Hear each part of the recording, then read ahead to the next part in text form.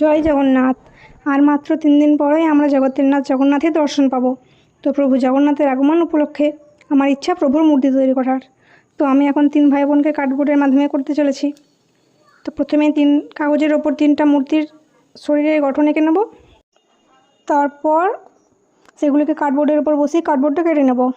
তারপর সরু সরু কার্ডবোর্ড দিয়ে গ্লুর সাহায্যে চারিদিকটা কভার করে নেব। মাঝে কিছু ব্রাউন কাগজের টুকরো রেখে আরেকটা একই রকম কার্ডবোর্ড কেটে উল্টো দিকে লাগিয়ে নিলাম। একইভাবে আরও এক ভাই ও এক বোনকে বানিয়ে নিয়েছি। আর হাতের জন্য পাতলা করে কার্ডবোর্ড কেটে আঠার সাহায্যে রোল করে লাগিয়ে নিয়েছি।